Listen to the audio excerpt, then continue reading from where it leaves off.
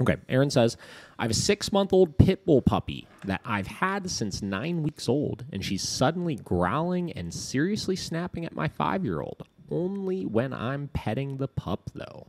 I'm in a panic over this. Understandable.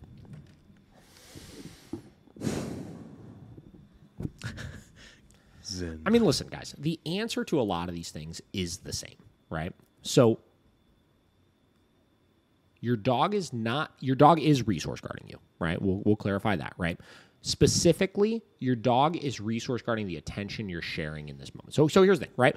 When dogs resource guard us, that typically highlights one really major problem that we're having, right? That major problem being a relationship imbalance where our dog feels like they need to protect us instead of us feeling like we need to protect them, right? That typically comes from us sharing nothing but love and attention constantly. And most likely never having any meaningful consequences, rules, or boundaries, which are an essential part of every dog's life. Yes.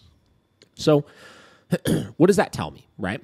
That tells me that, one, we got to start training this 6-month-old dog, right? We better start creating some clear communication, because if we don't have communication established, there's only so much we could do about addressing this problem. What does communication look like? Communication looks like being able to ask the dog to perform certain things for you, right? Communication looks like having the ability to tell the dog yes and no in a way that they actually understand, right? Communication looks like understanding what's going on in your dog's head so you can proactively address these problems, right?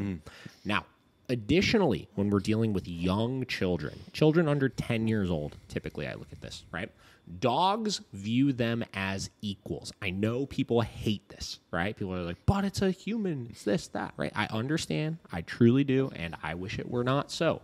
But dogs typically view younger children as equals on kind of the general totem pole or hierarchy of the household, right? So that means we need to manage things exactly like we would if it were 2 dogs, right? Now, what is that?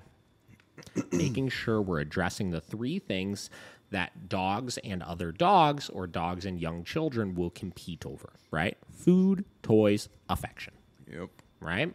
That means if your dog has toys, you have to make sure that your child does not mess with your dog while they have those toys. Boom. On the contrary, you have to make sure that if your child is playing with toys, your dog does not mess with your child when they have toys. Yeah. Now, it's a little different there, obviously, because we could communicate rationally to a human being. Yeah. Maybe not necessarily a 3-year-old or a 4-year-old, No. but as they get a little bit older, we can communicate with them, hey, don't hit the dog when they come and like try to take your toy or something like that. Yeah. Right. But we want to create boundaries both ways with those things. Additionally, if the dog is eating or chewing on a edible treat or toy, you have to make sure the child doesn't mess with the dog in that context. And vice versa. If the child is eating, you got to make sure the dog doesn't try to steal their food. And the last one, attention. If you are sharing attention with your dog, you have to make sure your kid does not come over and try to pet the dog in that situation. Right? People hate this answer. Oh, I know. Hate this answer because what happens is it takes away the responsibility from the dog. Now, I'm not removing all responsibility from the dog, right? I want the dog to have a more healthy relationship with you, the owner, where they don't feel like they should do this in the first place, and you could help coach those interactions a little bit more effectively. But it starts with us making sure the dog is not seeing you as a resource and something that they need to compete over with the child, right? And setting boundaries equally with that, right? That, I mean, really in a nutshell, if a client came in and told me that exact scenario, I would tell them, you got to make sure if that dog is cuddling on the couch with you, that your child's not coming over and petting them. Because the number one situation we see dog bites happen, right? Dog's cuddling on the couch next to you, right? You're petting them, this, that. Dog's all snuggled up. Not only are they seeing you as a resource in that moment, but additionally, they're trapped in one spot. And then you have this kid invading their space while they're engaging with a resource. Yeah. So not only is the kid just invading their space, which is intrusive in itself, but they're invading space while you have a resource, which is the number one place a dog is going to get defensive over that kind of stuff. Yep. Right? Does this mean the dog is a bad dog? No. No. This means you need to set better boundaries with your child and with your dog. That's it. Right? Again, it's... And I even answering it, I'm like, they're going to want more. They want more than that. You know what I mean? But it's just not. It's just it's strategic management of your household. Yeah. Right? I still, to this day, with my dogs, they all got a great relationship with each other. And the cool thing is how this progresses is if you're constantly setting those boundaries and making sure the dog doesn't feel on edge around the child, around the other dog, anything like that, what happens is their tolerance increases to those things. So that if it happens once every blue moon, since they're not constantly, every time the child walks near, like, like tensed up, like waiting for it. And they start just getting, okay, which is, all right, I'm relaxed. Kid's not messing with me. It's not a big deal. And then suddenly it happens because they're not all tensed up. They're not going to have this intense reaction, right? Again, dogs are not these creatures that we could do everything with them forever and ever. It just doesn't work that way. No. Right?